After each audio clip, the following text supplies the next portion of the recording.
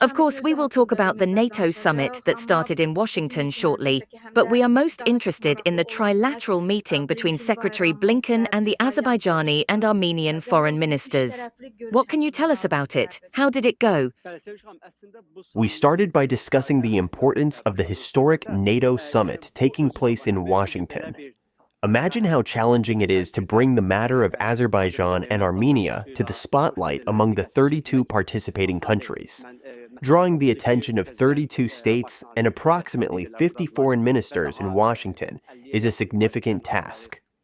This focus on the Azerbaijan-Armenia conflict demonstrates the United States' willingness to allocate time and attention to this matter.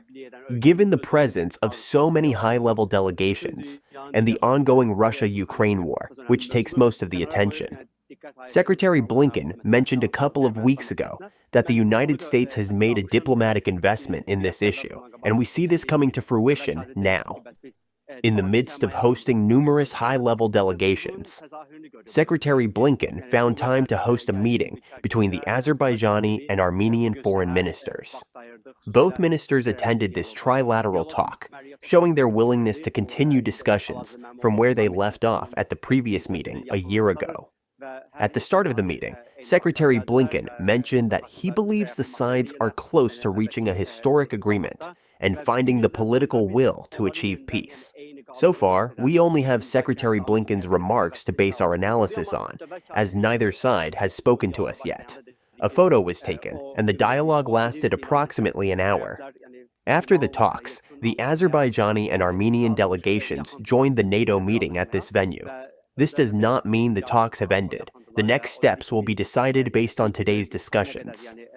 Secretary Blinken will also meet with the German foreign minister, and the Azerbaijan-Armenia conflict is expected to be a priority in that meeting as well. As you remember, Germany hosted the last meeting at the level of foreign ministers between Azerbaijan and Armenia. Further meetings at different levels are also possible. For instance, Turkish President Recep Tayyip Erdogan has also expressed a desire to have some kind of meeting. Where and when, we don't know yet.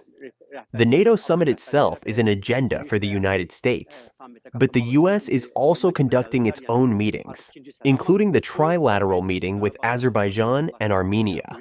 Secretary Blinken has held similar meetings before, but this time there is noticeable optimism in his narrative. He stated that the sides are close to a final agreement, a language rarely used by the Secretary of State. He previously used a metaphor about being in the last mile of a marathon, but now it seems there is genuine optimism on the United States side. The current U.S. administration has limited time left in office, and the diplomatic investment is showing results at the trilateral meeting today. We are waiting for the sides to announce the results, and the U.S. will likely release its own readout. Secretary Blinken mentioned a dignified peace. What do you think he means by that? The Secretary has also used this term regarding Ukraine. This means respecting territorial integrity and sovereignty and moving towards peace. We see a similar approach here. The U.S. uses this language for conflicts in post-Soviet countries, including Azerbaijan and Armenia. Both sides have their expectations. Of course, Azerbaijan has its own expectations, and colleagues from the Armenian side were telling me that as official Baku puts forward new demands, this also raises demands from Armenian society. New demands bring more demands. So I believe when Secretary Blinken says dignified peace, it means recognizing each other's territorial integrity, putting aside the demands, and focusing on peace. The U.S. believes it is possible and doable. What I hear from behind closed doors is that everything that can be talked about has already been talked about. As you know, after 2020, the U.S. administration's approach was based on human rights. The U.S. believes the issue of territorial integrity is in the past now, and is now focusing on regional cooperation, including transportation corridors. As you know, Mr. James O'Brien has visited the region 3 times over the last month. He visited Armenia, Georgia, and Azerbaijan. There were also high-level U.S. talks with Turkey.